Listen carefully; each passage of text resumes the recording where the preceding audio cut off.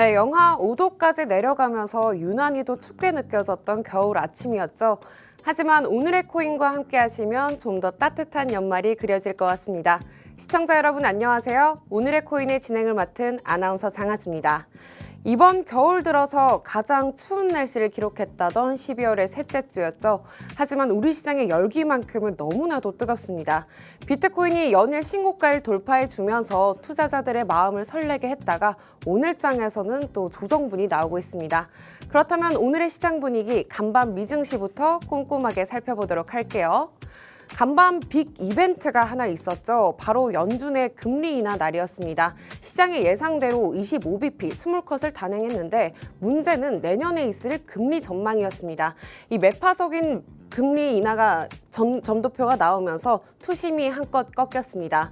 다우지수가 2.58% 하락했고요. S&P 500 지수도 2.95% 마이너스권에 안착했습니다.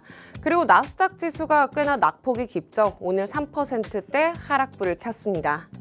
이어서 오늘의 시장 분위기는 어땠을까요? 히트맵 통해서 바로 살펴보도록 할게요.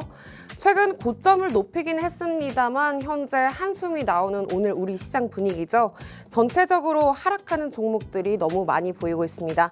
최근 조정분이 나오던 비트코인 금리 인하 발표가 나고 나서 계속해서 낙폭을 키워나가고 있습니다. 현재 4.94% 마이너스권에 안착해주고 있네요. 그리고 그동안 고점을 높여가던 이더리움도 마찬가지로 조정을 면치 못하고 있습니다. 최근에 17일 연속 ETF 순유입이 낮다 이런 기사가 나기도 했는데요. 5.7% 하락불을 켜주고 있습니다. 네, 리플도 어제 반등이 나와주긴 했는데 24시간 기준으로는 현재 8%대 하락불을 켜내고 있습니다. 최근 민코인이 계속해서 하락세를 보이고 있죠. 그중에서도 도지코인이 그동안 저항선이라고 여기던 560원대를 꺾이기도 했는데요. 그리고 그동안 분위기가 좋았던 체인링크라든지 계속해서 에이브까지 하락불을 켜내고 있습니다. 네, 이렇게 오늘의 시장 분위기 함께 정리해봤습니다. 이제 정말 온 세상이 우리 크립토 시장에 주목을 해주고 있습니다. 어제는 좋았다가 또 오늘은 출렁거리고 있는 이 시장 속에서 여러분들의 코인 걱정거리를 한 방에 해결해 주실 분이죠. 우리들의 컨닝페이퍼 퍼즈님 모셔보도록 할게요. 전문가님 안녕하세요.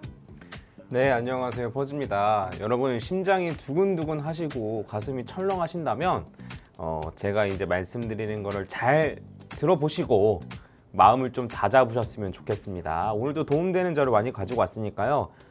매매 전략을 세우시는데 꼭 도움이 되었으면 좋겠습니다. 네, 퍼즈님 진짜 너무 철렁거리는 게 맞아요. 저 어제 FOMC 끝나고 나서 이 계좌가 후루룩 떨어진 걸 봤는데 이럴 때 어떻게 해야 하는지 간밤 저희 금리 인하 이야기를 좀 해볼까요? 네, 금리 인하 이야기부터 먼저 해야 될 것 같아요. 네, 저희 몇 시간 전에 연준의 금리 인하 발표가 나왔죠. 시장의 예상대로 25bp 스몰컷이 단행이 됐습니다. 하지만 사실 금리 인하보다 중요한 게 바로 점도표라고 하더라고요, 버즈님.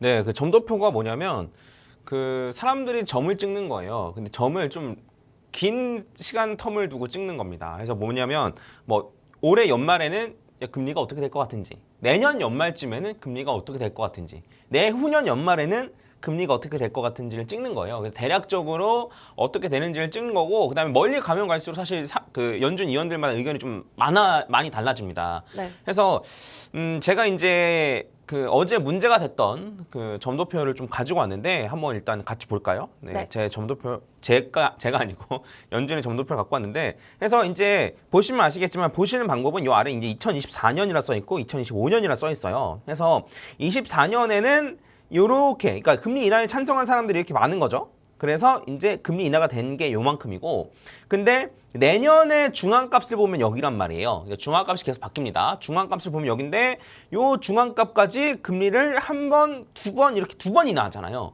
그래서 네. 이게 문제가 됐던 거예요. 왜 문제가 됐냐면 바로 직전에 있었던 요 점도표를 살펴보면, 직전에 있었던 점도표도 갖고 왔는데 직전에 있었던 점도표 같은 경우에는 그 중앙값을 보면은 여기거든요. 사실 여기 아니면 여기 뭐 비슷하다고 볼 수 있을 것 같긴 한데, 그리고 그러면 여기서 따져봤을 때 여기서 한 번, 두 번, 세 번, 네 번 혹은 5번 내년에 금리 인하를 할 거라고 많은 연준 위원들이 생각을 했는데 3개월 만에 갑자기 입장이 싹 바뀌어가지고 2번만 하겠다라고 한 거예요. 네. 그래서 이제 상식적으로 우리가 좀 생각을 해보면 금리 인하를 많이 할 줄 알았는데 생각보다 금리 인하를 덜 한다? 그러면 달러의 가치 상승이 될 수밖에 없습니다. 네. 왜 달러가 가치 상승이 되냐면 제가 설명해 드릴게요. 자, 금리라는 건 뭐냐면 내가 은행에 달러를 넣기만 해도 받을 수 있는 돈이에요. 뭔 말인지 이해가죠? 네. 은행에 돈을 넣으면은 그거에 대한 이자를 주잖아요. 그래서 그 이자가 이제 금리인 건데 물론 뭐 요 금리랑 뭐 실제로 금리랑은 조금 차이가 있습니다만 어쨌든 그 요 금리를 기준으로 어쨌든 다 정해지는 거기 때문에 그래서 내가 돈을 넣는데 이자가 5%야. 달러를 만약 은행에 넣는데 네. 안 그럼 달러를 은행에 넣는 이자가 1%야. 그러면 이 달러의 가치가 달라지는 거예요. 왜냐면 내가 10년 뭐 1년 뒤, 2년 뒤에 그 요 달러가 뭐 1.5달러가 1.05달러가 될 건지 아니면 1.01달러가 될 건지 요게 달라지는 거잖아요. 그래서 금리가 높으면 높을수록 달러의 가치가 올라가는 겁니다. 왜? 은행에 넣기만 해도 주는 돈이 더 많으니까. 네. 이해 갔죠? 네. 근데 금리가 그 내년 같은 경우는 4번 인하할 줄 알았는데 4번 인하하면은 거의 1%를 내리는 거거든요. 네. 그래서 1%를 내릴 줄 알았는데 그럼 달러의 가치가 떨어지겠죠. 왜냐면 미리 선반영하니까. 근데 4번이나 내릴 줄 알았는데 2번밖에 안 내리네? 그러면 이제 달러의 가치가 이제 올라가는 거예요. 9월만 하더라도 금리 인하를 원래 내년에 4번을 하겠다 이렇게 밝혔었는데 이번 점도표에 있어서 내년에 금리 인하를 2번만 하겠다 하면서 매파적인 금리 인하다 이런 이야기가 나오더라고요. 그러면 이게 우리 시장에 엄청난 악재로 작용이 될까요? 한번 이것도 같이 보겠습니다. 네. 그래서 이제 달러 인덱스 제가 차트를 제가 캡처해 갖고 왔는데 이게 일봉이거든요. 그래서 어제 발표가 난 직후에 달러 인덱스가 이렇게 급등을 했거든요. 여기 딱 녹색봉 하나 튀어 오르는 게 달러 인덱스예요. 그래서 이렇게 튀어 오르면서 당연하게도 환율도 지금 박살이 났습니다. 1,450원을 어쨌든 지금 뭐 뚫고 있는 상태였는데 제가 직전에 확인해 본 결과로는 그래서 지금 이제 달러 인덱스도 고점을 갱신하는 이런 모양새예요. 그래서 달러 인덱스가 제가 처음에 이제 비트코인 관련해서 말씀드렸을 때 비트코인이 만들어진 요 의도가 달러랑 반하게 기존 통화 체계에 반대돼서 만들었다고 말씀드렸고 그래서 달러랑 반대로 가는 경향이 심해졌다라고 말씀드렸잖아요. 그래서 달러가 이렇게 올라가니까 상대적으로 비트코인은 떨어지게 됐고 그 다음에 비트코인을 따라서 나머지 알트코인도 떨어지게 된 겁니다. 근데 조정이 생각보다 너무 깊게 나오는데 그럼 이번에 계속해서 이 금리 인하 이 악재가 우리 시장에 작용이 될까요? 근데 여러분들이 한번 생각해 보셔야 될 게 있어요. 그러니까 달러의 가치를 하락시키는 것은 단순히 금리만 있는 게 아니에요. 그러니까 달러의 가치는 달러를 많이 찍어내면 달러가 많이 풀리면 하락이 되는 거거든요. 네. 근데 물론 금리를 낮추는 게 달러를 많이 푸는 역할을 하기도 해요. 왜냐면 은행에 넣어도 이자를 많이 안 주니까 사람들이 그 달러를 빼가지고 다른 데 투자를 하거든요. 그래서 금리를 낮추는 것만으로도 돈을 푸는 효과가 있긴 한데 근데 그거 말고도 돈을 푸는 효과는 여러 가지가 있어요. 예를 들면 뭐 세금을 덜 걷는다던가 아니면은 뭐 복지 정책으로 돈을 뿌린다거나 네. 약간 이런 식으로 하면 그것도 돈을 풀리는 효과가 나잖아요. 그래서 사실 이제 이런 금리 말고도 달러 인덱스가 내려가는 경우는 사실 생각보다 굉장히 많이 있습니다. 그냥 현금을 찍어낼 때도 마찬가지인 거죠? 네, 그렇죠. 돈을 어떻게 푸느냐에 따라 달라지는 거예요. 근데 어쨌든 연준이 이런 판단을 한 거는 결국에는 트럼프의 영향이 있었던 걸로 보이긴 해요. 왜냐하면 트럼프가 내세웠던 정책이 이제 관세를 높이고 그다음에 이제 뭐 복지를 높이고 약간 돈 많이 푼다고 했잖아요. 근데 그렇게 하면 인플레이션이 좀 높아질 것 같은데? 라는 생각을 한 것 같아요. 네. 근데 인플레이션이 높아지는데 경제는 견고하네? 약간 취업도 잘 되고 있는 것 같고 취업률이나 실업률 같은 것도 괜찮고 경제는 잘 돌아가고 있는 것 같은데 인플레가 우려되니까 굳이 금리 인하를 해야 돼? 라는 식의 점도표에 그대로 이제 반영이 되어 있는 거예요. 이해가시죠? 네, 최근에 경제 지표가 굉장히 좋아서 그래서 아마 3번 정도는 예상하고 있었는데 이렇게 2번까지 이렇게 급진적으로 금리 동결을 한다는 게 좀 시장에서는 이해를 못하겠다 이런 반응을 보이더라고요. 여기까지는 흔하게 말하는 네. 분석이고 네. 제 개인적인 의견을 조금 한 스푼 정도 네. 이거는 그냥 어떻게 보고 계시죠? 집중해서 듣지 마세요. 네. 자, 트럼프가 취임했어요, 안 했어요? 아직 안 했죠. 네. 1월 20일에 취임을 하죠. 그러면 지금 아직까지는 바이든이 대통령이잖아요. 네. 그러면 바이든이 대통령일 때 지금 나스닥이 너무 많이 올라가. 그러니까 트럼프 입장에서 싫은 거예요. 네. 왜? 내가 대통령이 되고 나서 주가가 쭉쭉 올라가야 좋으니까. 맞잖아요. 근데 아니 이렇게 많이 올라가 놓은 상태면 내가 딱 대통령 되고 나서 올라가는 폭도 적을 것이고 그다음에 그 바이든 요 임기 말쯤에 요 나스닥이 올라가는 추세대로 올라가면 아니 나 바이든 때도 좋았잖아 라는 생각이 좀 들 수밖에 없겠죠. 그럼 독립적인 연준이 이 트럼프 차기 행정부를 위해서 금리 동결을 잠깐 한 것처럼 볼 수도 있겠다. 뭐 그렇다기보다는 근데 네. 이제 트럼프가 계속 얘기했잖아. 너네 금리 인하 하지 마. 약간 이런 식으로 계속 얘기를 했었잖아요. 맞아요. 근데 이게 약간 이런 영향도 있거든요. 그래서 어쨌든 트럼프가 됐으니까 원래 파월이 굉장히 강경하게 나올 것처럼 하다가 아이고 트럼프 형님 약간 이런 스탠스를 좀 취하긴 했었거든요. 예, 아시죠? 그렇죠. 왜냐하면 파월 의장을 자르지 않겠다, 네, 해임시키지 않겠다라고 발언을 했었죠. 그래서 그런 영향으로 제 생각에는 한 스푼 더 하자면 네. 굳이 금리 인하를 4번 한다고 했다가 2번으로 급격하게 이렇게 할 필요가 없었단 말이에요. 그러니까 이게 점도표가 매번 바뀌어요. 얘네 말이 매번 바뀐단 말이에요. 네, 얘네 그냥 맞아요. 거짓말쟁이에요. 파월도 거짓말쟁이에요. 네. 인플레이션 일시적이다라고 얘기를 했다가 그냥 이제 전 세계 경제를 아주 그냥 구렁텅이에 몰아넣은 아주 역사책에 어떻게 기록될지 모르겠지만 네. 그 점도표도 매번 바뀌는데 요번에 굳이 그렇게 급진적으로 점도표를 찍을 필요가 없단 말이에요. 4번에서 3번 정도로만 찍으면 되잖아요, 사실.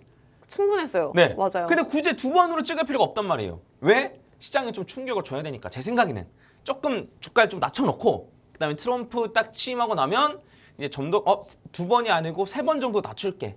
라고 하면 또 주가가 폭발하겠죠. 좀 더 드라마틱한 효과를 주기 위한 거예요. 네, 그래서 제가 트럼프라면 그렇게 할 것 같습니다. 오. 제가 트럼프라면 파월한테 그렇게 전화를 할 것 같아요. 저 이렇게 하면 너무 옛날 사람이라 그랬는데 전화를. 이렇게. 네, 그래서 그런 게 조금은 있지 않나라고 생각을 합니다. 근데 이거는 어쨌든 저의 음모론이고 네. 대부분의 사람들은 이런 식의 해석을 하진 않을 거예요. 근데 제 생각은 그렇다는 거예요. 그래서 왜냐하면 그 트럼프의 정책이 돈을 풀고 달러를 약세시켜가지고 어쨌든 무역이나 이런 거에서 좀 미국한테 좀 유리하게끔 하려는 그런 정책들을 많이 하려고 한단 말이죠. 그래서 그런 걸 생각해보면 달러의 가치는 점점 내려갈 수밖에 없고 금리를 인하하지 않아도 달러의 가치는 내려간단 말이에요. 네. 그래서 그런 게 예상되는 상황에서 어쨌든 좀 그런 드라마틱한 연출을 의도했던 게 아닐까라는 생각이 조금 들긴 하는데 그래서 그러한 의미로 살펴보면 지금은 달러 인덱스가 올랐지만 내년은 어쨌든 트럼프가 취임하고 난 이후에는 점진적으로 계속 달러 인덱스가 떨어질 수밖에 없다라고 저는 생각을 해요. 그래서 관련해서 한번 제가 자료 하나 더 갖고 왔는데 요거는 뭐냐면 이 달러 인덱스를 하나가 월봉, 네, 월봉으로 이제 본 차트인데 보면은 여기가 2017년이거든요. 네. 2017년 여기 2018년인데 2017년도에 불장 때 달러 인덱스가 이렇게 떨어졌어요. 확인되시죠? 네. 그런 다음에 여기 2020년, 2021년 요때도 불장이었는데 달러 인덱스가 이렇게 떨어졌단 말이에요. 디커플링으로 가는 거죠? 네. 근데 최근 들어서는 달러 인덱스도 오르고 비트코인도 올랐어요. 이런 경우가 굉장히 드물어요. 네, 굉장히 드뭅니다. 이런 경우 굉장히 드문데 뭐 여러 가지 복합적인 이유가 있겠죠. 그 비트코인이 오르는 거는 트럼프가 당선이 됐다라고 해서 좀 오르는 경향이 있고 그다음에 달러 인덱스 같은 경우에는 미국만 살아남고 이게 달러 인덱스가 상대값이거든요. 네네. 다른 기축통화국 6개의 기축통화국인가 걔네들의 이제 통화 대비 달러의 가치이기 때문에 사실 요 지금 달러 인덱스가 오르는 거는 달러가 진짜 뭐 가치가 높아졌다기보다는 상대적으로 다른 나라들의 화폐 가치가 떨어져인 것도 떨어져서. 진짜 크거든요. 네. 그래서 지금 어쨌든 좀 기이한 어찌 보면 기이한 비트코인 올라가면서 달러도 같이 올라가는 이런 현상이 좀 나오고 있는데 근데 제 생각에는 내년에는 달러 인덱스가 떨어질 가능성이 높다라는 거예요. 그래서 약달러가 트럼프가 지향하는 거예요. 그러니까 달러가 만만히 보일 필요는 없지만 어쨌든 달러의 가치를 조금 낮춰서 여러 가지 좀 정책상으로 그래서 이런 식으로 달러 인덱스가 뭐 한 번 조금 더 올라가도 상관없고 그 다음에 어쨌든 저는 내년이면 좀 내려갈 거라고 생각을 하는데 저는 지금 이런 생각을 가지고 있습니다. 달러가 이렇게 올라가는데도 비트코인이 그렇게 많이 올랐는데 만약에 달러까지 떨어진다면 비트코인이 얼마나 더 많이 올라갈까?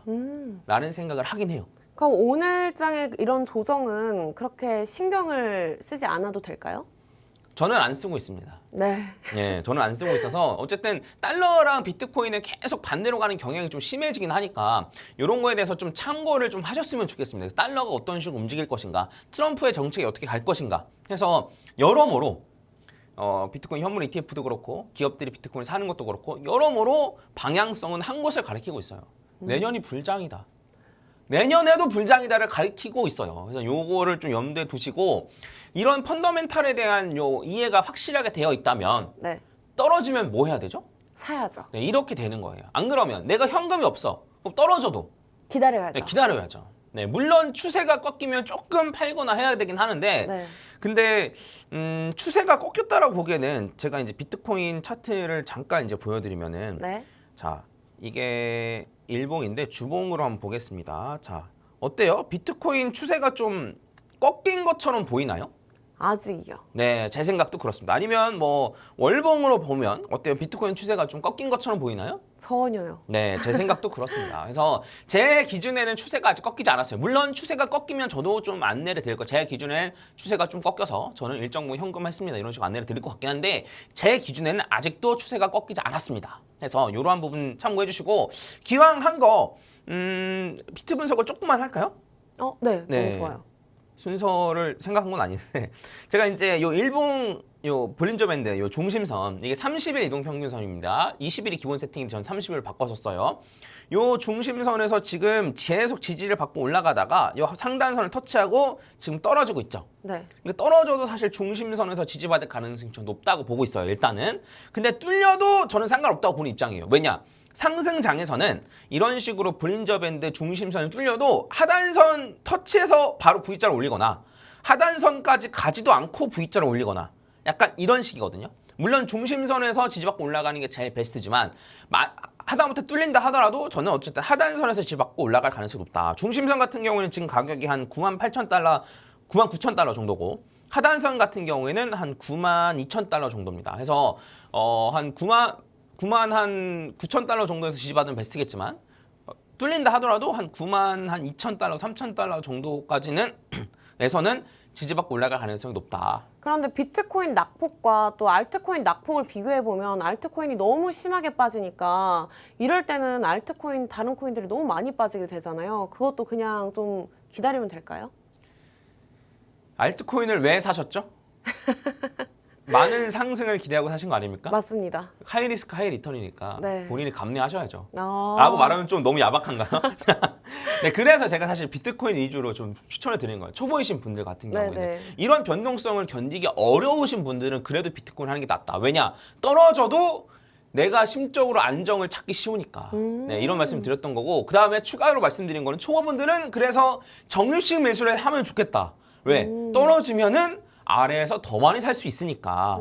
그래서 제가 여기서 반등할 거라고 했지만 여기서 여기까지 안 가고 그냥 반등할 가능성 없나요? 있죠. 네. 그다음에 제가 요거 뚫리면 하단선까지 갈 가능성 높다고 했지만 하단선까지 안 가고 반등할 수 있겠죠. 네. 그래서 어느 딱 타점을 잡고 매수하는 거는 진짜 어려운 영역이에요. 그래서 그냥 일주일에 한 번씩 그냥 꾸준히 정리식으로 매수하는 게 사실 제일 좋은 방법입니다. 아시길 바랍니다. 제발. 그거를 제가 이번 주 화요일 날 다뤘나? 정식 매수를? 아마 그랬던 것 맞아요. 같은데 그 영상을 다시 한번 보시고 어떤 식으로 매수하는 게 좋은지 그리고 어떤 코인을 하는 게 좋은지. 그러니까 다 많이 올라요. 비트코인 많이 안 오를까요? 비트코인도 많이 올라요. 리플도 많이 오르겠죠. 그리고 다른 코인들도 많이 오르겠죠. 근데 그 많이 오르고 뭐 알트코인이 더 많이 오를 수는 있겠습니다만 네, 그럴 수 있겠습니다만 만약에 떨어질 때 만약에 팔아버리면 무슨 소용이냐 이거예요. 그래서 떨어질 때 내가 견딜 수 있고 떨어질 때 오히려 매수할 수 있는 그런 코인을 고르는 게 좋겠고 그런 코인이 비트코인이라고 말씀드린 거고 추가로 말씀드리면 어제 말씀드렸던 이더리움 같은 경우에도 제가 펀더멘탈에 관해서 잘 설명을 드렸으니까 이더리움도 내가 충분히 이해가 된다라고 하시면 장기적으로 혹은 뭐 정시 매수로 매수해도 괜찮겠다라고 말씀을 드린 겁니다. 그래서 안 흔들릴 거라고 생각합니다. 제 구독자분들은 아마 절대 안 흔들릴 거고 그 다음에 어쨌든 이 방송을 보시는 분들도 제 방송을 오래 보신 분들도 절대 안 흔들릴 거라고 생각을 해요. 근데 여전히 추세도 상승 추세고 그래서 걱정하실 필요는 없다. 네, 그 내년은 그러니까 제가 아무리 생각해도 내년이 불장이 아닌 이유를 찾기가 힘들어요. 네. 개인적으로는 그렇습니다. 뭐 네. 차기 행정부 그리고 반감기. 네, 그 현물 ETF, 네, 이런 걸 따져서. 네. 그래서 뭐 간혹 누군가는 뭐 X에서 뭐 그런 얘기도 많이 하더라고요. 뭐 연말에 5만 달러 간다라고 얘기했던 사람도 있는데 그 사람들도 지금 말 다 바꿨어요. 네, 그래서 너무 크게 걱정하실 필요는 없다. 하지만 이런 요 차트를 분석하는 것보다는 이런 내가 마인드셋을 할 수 있는 게 훨씬 더 중요하다. 네, 이렇게 좀 말씀드리겠습니다. 오늘 준비한 게 있었는데 이걸 네. 어떻게 해야 될지 모르겠는데 그러면 일단 시간을 저 원래는 이더리움이랑 솔라나를 같이 좀 준비를 했었거든요. 네네. 어제 이더리움 하던 내용에 덧붙여가지고 솔라나까지 준비했는데 그러면 일단 이더리움 관련해서 뒤에 추가적인 부분만 잠깐 다루고 솔라나는 내일 좀 다루는 걸로 하겠습니다. 네. 네. 자, 그러면 이더리움 어제 이 얘기를 못했어요. 시간이 너무 없어가지고. 그래서 이더리움 현물 ETF가 되어 있습니다. 그래서 이더리움이 사실 사기 좋은 이유 중에 하나도 뭐냐면 이 현물 ETF가 있다라는 거예요. 비트코인이랑 이더리움 둘 다 현물 ETF가 딱 코인 중에서 딱 두 개만 있습니다. 곧 있으면 비트코인이랑 이더리움이랑 합친 요 그 ETF 상품도 나올 거예요. 정말요? 네, 왜냐하면 이제 나스닥을 추정하는 ETF 상품도 있고, 네. 그다음에 이렇게 섹터별 모아놓은 ETF 상품도 있잖아요. 그래서 그런 것처럼 비트코인이랑 이더리움 합쳐놓은 그런 상품도 곧 나올 겁니다. 네, 그래서 여러모로 사실 이더리움 ETF 입장에서는 굉장히 괜찮다라고 볼 수 있고, 그다음에 추가적으로 무슨 얘기가 있었냐면 그 원래는 그 SEC의 눈치를 보느라고. 이더리움을 스테이킹을 하면 이자를 주는데 이것도 지난 시간에 어제 얘기를 했는데 이자를 주거든요. 여기는 이제 연율 3.3%라고 나와 있는데 이것도 사실 시간이 지나면서 계속 변동폭이 있습니다. 근데 그래서 요 이자를 주는 게 이상하잖아요. 요 ETF를 갖고 있는데 또 뭘 준다라고 하면 왠지 배당을 주는 것만 같고 네. 네, 괜히 증권인 것만 같고 약간 그런 느낌이 드니까 사실 이더리움 현물 ETF를 처음에 지금 만들어져 있는 것들은 이 스테이킹을 다 뺐습니다. 그래서 사실 실제로 이더리움을 갖고 싶어하는 사람들 같은 경우에는 이더리움 ETF를 안 사고 이더리움을 직접 사는 경우가 많아요. 이더리움을 갖고 있으면 이자를 계속 주니까. 네. 네, 이자라고 하면 좀 그런데 스테이킹한 물량을 계속 주니까 이자가 정확한 표현은 아닙니다. 근데 트럼프가 되고 이제 SEC가 요 게리 겐슬러가 쫓겨났기 때문에 요 스테이킹 기능을 포함한 요 이더리움 ETF가 나오지 않을까? 아니면 지금 이더리움 ETF가 이런 기능을 포함하지 않을까? 그러면 사실 이더리움 ETF에 대한 수요는 더 높아질 수밖에 없습니다. 비트코인만큼 되진 않겠지만 네. 비트코인은 사실 스테이킹돼서 주는 게 없거든요. 그래서 이더리움 같은 경우는 이런 것만 봐도 조금 더 좋아질 여지가 있다. 그래서 네. 최근에 솔라나랑 계속해서 ETF 신청을 하고 있잖아요.